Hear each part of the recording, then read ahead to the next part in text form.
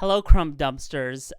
It's me, Phoebe Cakes, and you are tuning into In My Crumble Opinion. We're going to do a little departure from our usual fare of like pop culture investigations, sort of, and dive into a realm of YouTube that I am not totally comfortable in, but I really wanted to do it. So, first of all, I have a confession to make. I am a millennial. It's true. I observe some of the hallmarks of a millennial. I love a BuzzFeed personality quiz.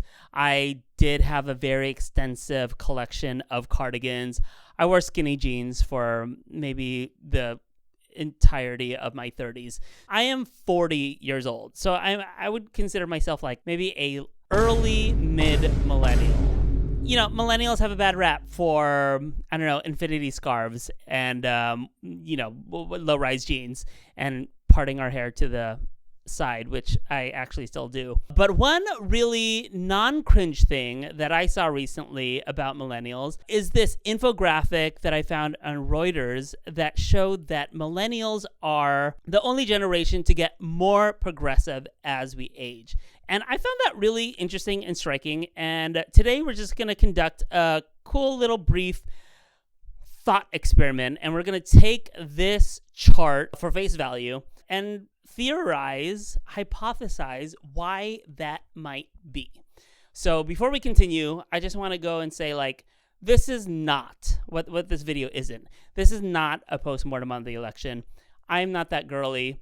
But I do watch other girlies. So if you did want something of that nature, I definitely implore you to check out Cheyenne Lynn or Legia Miller. They're a lot more apt to kind of like talk about that. I'm also going to kind of focus us in. We're not going to be talking about the other generations. We're only going to be talking about millennials, people like me that have Facebook albums up the wazoo, us girlies that get the avocado toast. So we're going to jump right into it. I believe that there are maybe like three main reasons why millennials might tend to get more progressive as they get older.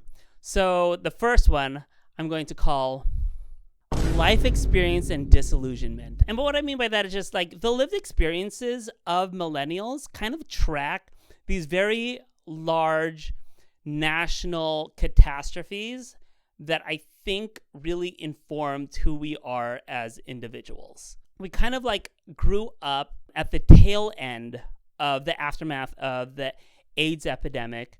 We experienced multiple recessions, including the Great Recession. You know, we also had 9/11, and then we also had like school shootings. Like these large things that were affecting the consciousness of Americans came into fruition as we were adolescents. And I feel like that's very formative. For instance, you know, growing up as a queer gay man, the narratives around the AIDS epidemic were prevalent. And we saw a lot of movies about AIDS and queer people. And I feel like we don't get a whole lot of that now, in the sense that like there is a lot of media that was made that gave people an opportunity to empathize with sick people and queer people. And, you know, maybe Dallas Buyers Club is like maybe the last of, you know, those big queer AIDS films. Whoopi Goldberg and Boys on the Side, she radicalized me. You know, Philadelphia, I think, was a big landmark film for bringing consciousness to the AIDS crisis. You know, they're formative for many millennials like myself. And of course, I'm speaking anecdotally. Another thing is we had the Columbine shooting that happened in, you know, late elementary school, early middle school for me. And then shortly after the Columbine massacre, Michael Moore had a wildly successful Bowling for Columbine film, like swept the award circuit, was widely watched. And I think that also contextualized gun violence for us millennials in a way that I don't think any other generation got, because now we're just like fully desensitized to it. And then I remember getting up 6 a.m. in California, Pomona, where I grew up, being in calculus and 9/11 happening. And it was really scary and earth-shaking. But we also, as teenagers and young adults in that time period, got to see how poorly the GOP handled 9/11 and the Islamophobia that followed that. So I feel like that's also another kind of contributing factor as to why, something in our formative years really solidified and took root in our generation that might tend to encourage us to get more progressive as we get older. Another contributing factor I want to label as a generational predisposition for media literacy. And what I mean by that is that one of the hallmarks of millennials, and I think this is where a lot of people that subscribe to this categorization of generations kind of like draw the line between Gen X and millennials, is that we can remember a time prior to the internet, but the bulk of our lives is lived in a world where the internet is available to us. And that is true for me. And I think what it kind of points toward is that we can decipher and have a relationship with the internet that I don't think any other generation has. I think like we all know boomers have a really hard time deciphering and being media literate when it comes to the things that are exposed to them through Facebook. Empirical data shows. Gen Z also, I think, only knows a world with the internet. And I think that kind of perverts their understanding or reception of information in a way, or at least changes it in a way that we millennials, we know better, because we know what it was like when the internet was dark and scary, and we were very skeptical of the people that we talked to in chat rooms, but also very naive.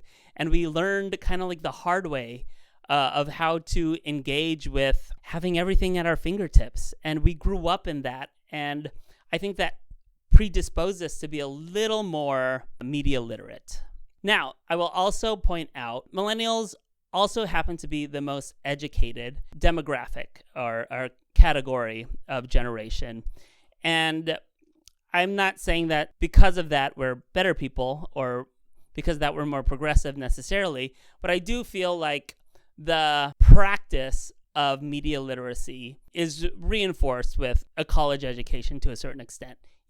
We have to think critically and analyze. I think a lot of college graduates go through at least one or two college writing courses where you read a lot of shit and then you have to like come up with your own ideas about it and take it apart and come up with counter arguments. So that kind of practice does happen in higher schooling.